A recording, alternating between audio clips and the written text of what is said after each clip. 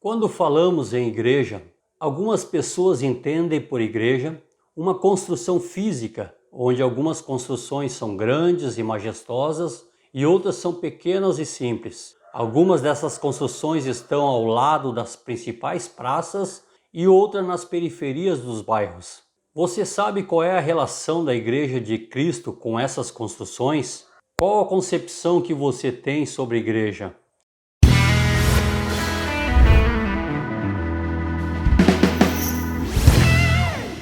Eu sou o Alexandre Bilhalva e eu quero conversar sobre esse assunto com você. O tabernáculo e o templo são duas expressões institucionais deixadas pelo próprio Deus e que foram construídas em diferentes épocas. São expressões que, além de concentrar a sua mensagem, servem como símbolo visível de uma realidade invisível.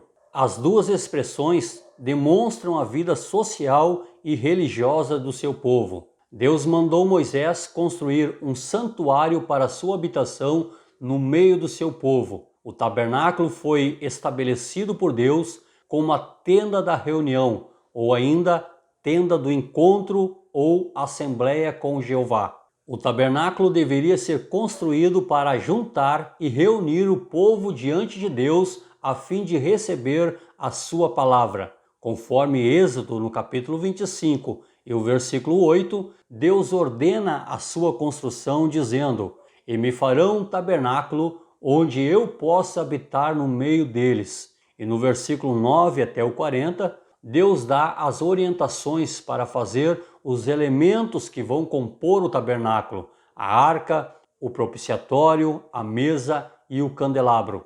Em outra época, Salomão, agora por sua vez, deveria construir para Deus o templo.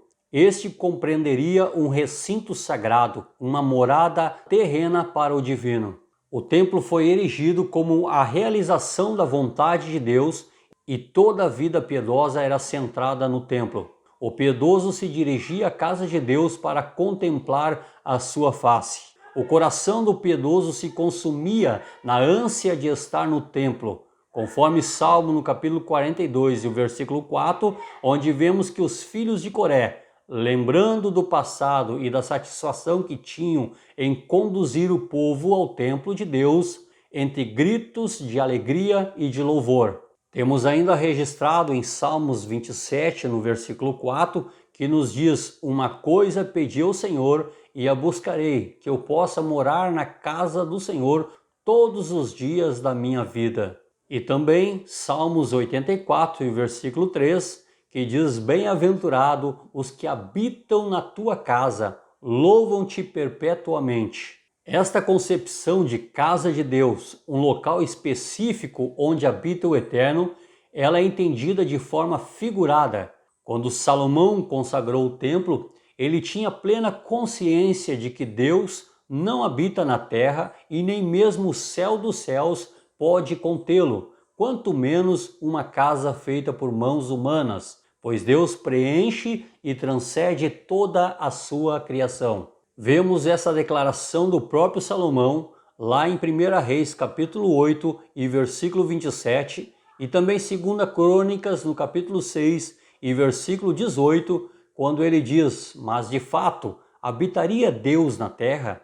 Eis que os céus dos céus não te podem conter, quanto menos esta casa que eu te edifiquei." A morada do Altíssimo é o céu, porém o templo é o lugar em que o seu nome habita, o qual está repleto da sua glória, conforme 2 Crônicas capítulo 7 e o versículo 16, que diz: "Porque escolhi e santifiquei esta casa, para que nela esteja o meu nome perpetuamente, e nela estarão fixos os meus olhos e o meu coração todos os dias."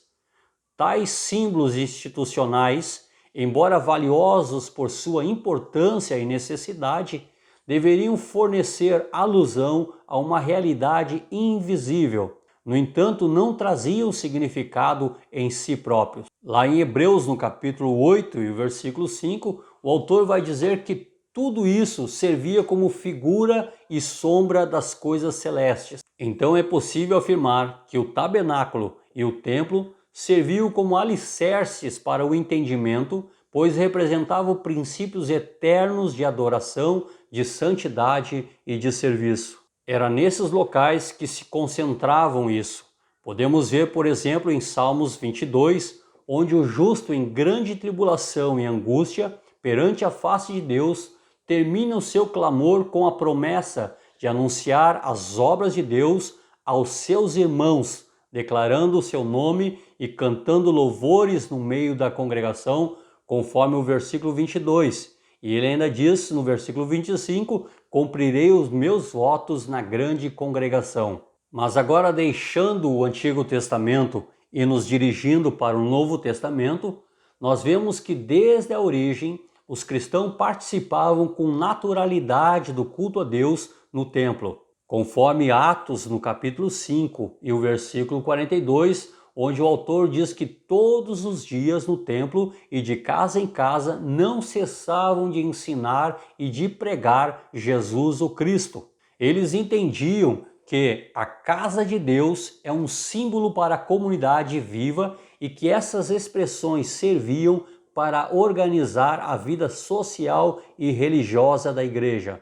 Os primeiros cristãos não tinham a menor preocupação em entrar em disputa com o templo. Jesus já havia anunciado um culto em espírito e em verdade que não se encontrava preso a um edifício, conforme João, no capítulo 4 e versículo 23 e 24. Então a igreja trazia consigo a consciência de ser a essência de qualquer forma institucional. O próprio discurso de Estevão, conforme Atos no capítulo 7, que falou sobre a história dos judeus e afirmou que os homens deveriam adorar a Deus independentemente do templo. Isso nos mostra que esse entendimento estava claro para os primeiros cristãos. A igreja tem entendimento que o templo aparece como um local consagrado para organizar a devoção a Deus e está sujeito às mais duras críticas proféticas, como as que foi dirigida ao templo nos discursos de Jeremias contra uma falsa confiança no templo, associado ainda à injustiça, à opressão e ao derramamento de sangue e também à idolatria, conforme Jeremias no capítulo 7, o versículo 1 até o 19.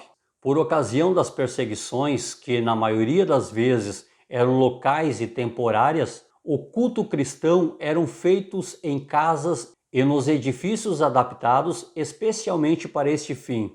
E quando as perseguições foram desencadeadas em todo o império e as igrejas domésticas, as domos ecclesia, que eram as casas adaptadas para o culto e que foram proibidas, para que pudessem ter comunhão uns com os outros, os cristãos adaptaram seus cultos nas catacumbas, evidenciando a importância de congregar e de ter comunhão uns com os outros, oposto às pretensões de muitos atualmente.